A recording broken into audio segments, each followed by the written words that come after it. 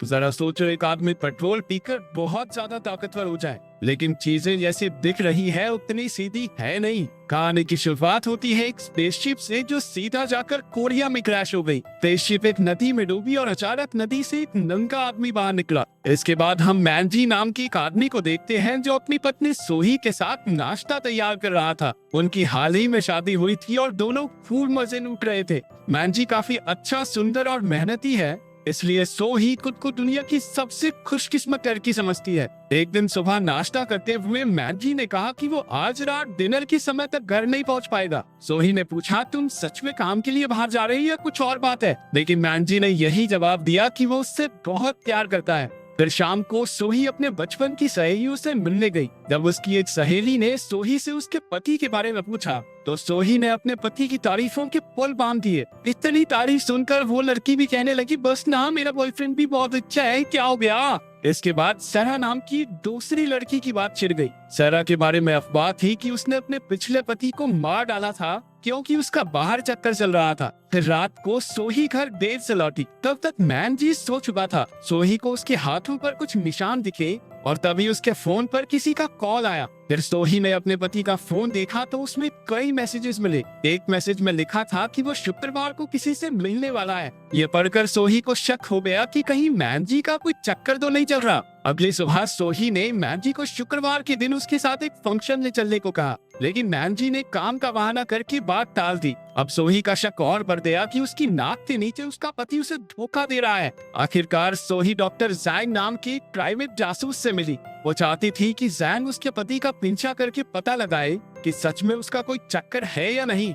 इसके बाद डॉक्टर जैंग काम पर लग गया और हर जगह मैनजी का पीछा करने लगा। आखिरकार उसने सोही को मिलकर बताया कि मैनजी उसे धोखा तो दे ही रहा है और इसके अलावा उसकी कुछ अजीबोगरीब आदतें भी हैं। मैनजी अपना ज्यादातर वक्त क्लब्स, जिम्स और गोल्फ कोर्सेज पर बिताता था। वो हर रोज नई लड़कियों के साथ घूमकर गुलछर्रे उड़ाता है और तो और वो हर सुबह बहुत सारी वाइन पीता था। डॉक्टर जैंग ने बताया कि मैनजी की तो पहले भी 3 शादी हो चुकी है और उसकी तीनों पत्नियां या तो गुमशुदा हैं या फिर मर चुकी हैं। लेकिन सबसे हैरान कर देने वाली बात तो ये थी कि मैनजी छिपकर पेट्रोल पीता था। ये सब सुनकर सोही का दिल टूट गया और वो रोती हुई वहाँ से चली गई। उस रात सोही ने चाकू से मैनजी का काम तमाम करने की कोशिश की, लेकिन वो हिम्मत नहीं जुटा पाई। आखिरकार वो अपनी पुरानी दोस्त सरा से मिलने पहुंची। उसने सरा से कहा कि वो अपने धोखेबाज पति को मारना चाहती है। सरा की खुद की 4 शादियां टूट चुकी थी और उस पर अपने पिछले पति को मारने का इल्जाम भी था।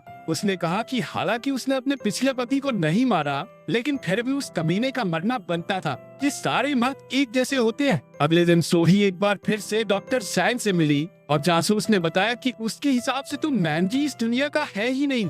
वो किसी और ग्रह से आया है और वहाँ के लोगों को द अनब्रेकेबल्स कहा जाता है। ये लोग धरती पर भेष बदलकर इंसानों के साथ रह रहे हैं। ये इंसानों से शादी करके बिल्कुल इंसानों जैसा जीवन बिताते हैं ताकि इन पर किसी को शक ना हो। जब सोही को उसकी बातों पर यकीन नहीं हुआ तब डॉक्टर जैंग उसे पेट्रोल पंप पर ले गया, जहां सोही ने अपनी आंखों से मैनजी को पेट्रोल पीते हुए देखा। ये देखकर उसकी आंखें खुली की खुली रह गई। उधर एक्सकॉम में सरकार की खुफिया मीटिंग चल रही थी जिसमें साइंटिस्ट, सरकार और पुलिस के कुछ आदमी शामिल थे। इन लोगों का मकसद है एलियंस को पकड़ना जो इंसानों के साथ रहकर इंसानों का डीएनए इकट्ठा करके उनमें वायरस फैला रहे हैं। इसके लिए उन्हें एलियन लीडर मैनजी तक पहुंचना होगा ताकि इंसान जाति को बचाया जा सके। उधर डरी हुई सोही अपने घर पहुंची और उसने फ्रिज में से पानी पिया, लेकिन मैनजी ने पहले ही पानी में जहर मिला रखा था, इसलिए उसे पीते ही सोही जमीन पर गिर पड़ी। कुछ देर बाद मैनजी वहां आया और सोही को बेहोश देखकर खुश हो गया।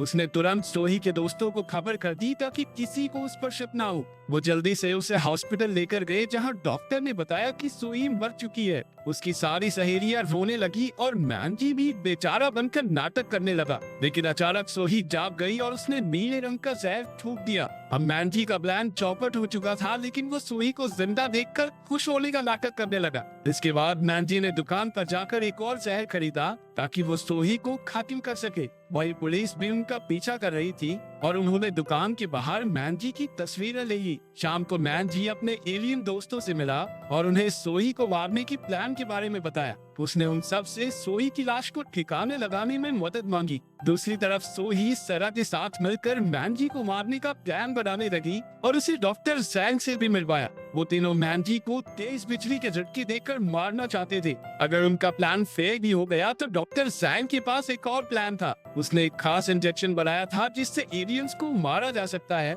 लेकिन अभी तक उसने इसे टेस्ट नहीं किया था।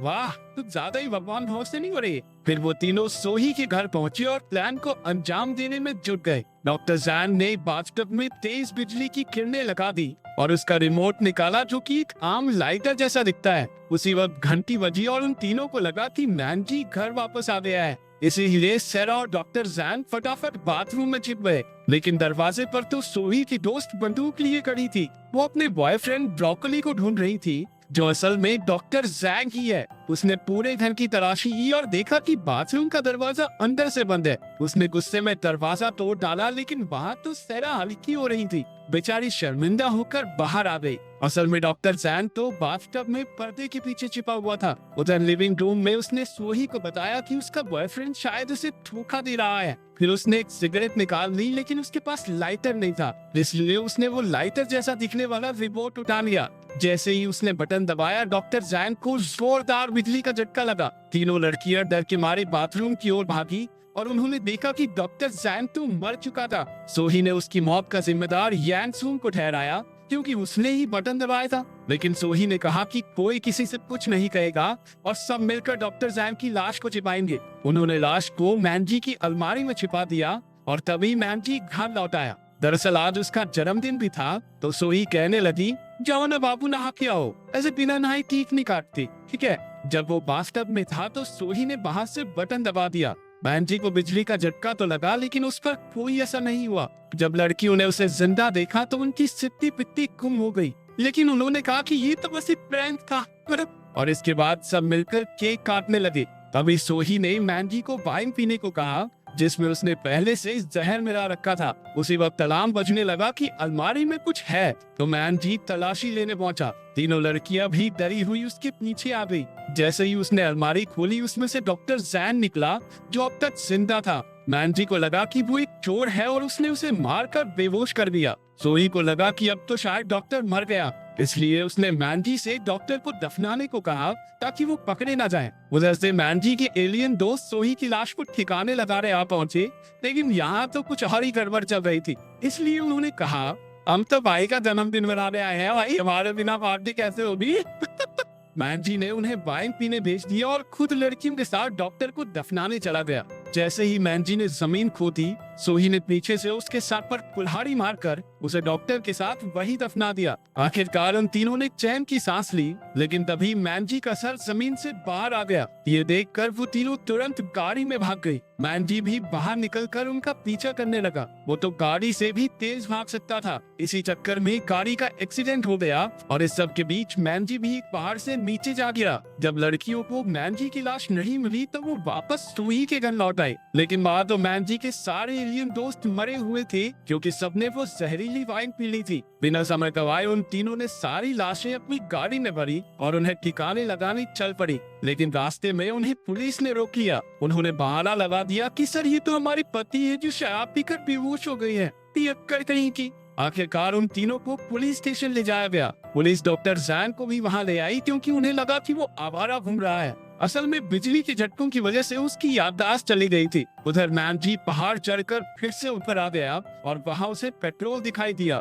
जैसे ही उसने पेट्रोल पिया, उसके सारे जख्म बढ़ गए और वो एकदम तंदुरुस्त हो गया। इसके बाद वो पुलिस स्टेशन गया और सोही और उसकी सहेलियों को छुड़ाकर अपने साथ ले आया। गाड़ी में मैनजी ने नाटक किया कि उसे तो कुछ भी याद नहीं है, लेकिन थोड़ी देर बाद कहने लगा उन तीनों को बड़े प्यार से मारेगा, मस्ती के साथ। अचानक सेरा ने अपना चाकू निकाल कर उसके सर पे दे मारा, जिससे गाड़ी एक बार फिर पहाड़ से नीचे गिरी। लेकिन सोही, सेरा और यानसुन जिंदा बच गई। वो तीनों जल्दी से गाड़ी से निकलकर भागी। कुछ देर बाद मैनजी उठा और चाकू अब भी उसके सर में था। तीनों लड़कियां भागकर एक फैक्ट्री में छिप गई, लेकिन मैनजी ने अपनी शक्तियों से उन्हें ढूंढ निकाला। जैसे ही वो सोही को मारने वाला था, बहुत सारे एलियन ऑफिसर्स वहां आ पहुंचे। जबरदस्त लड़ाई शुरू हो गई और मैनजी ने अपनी तिलस्मी शक्तियों से ऑफिसर्स को धूल चटा दी। तभी डॉक्टर जैंग ने सोही को अपना बनाया इंजेक्शन थमा दिया। सोही ने पीछे से मैनजी को इंजेक्शन लगा दिया और अचानक वो कुछ देर के लिए वहीं जम गया।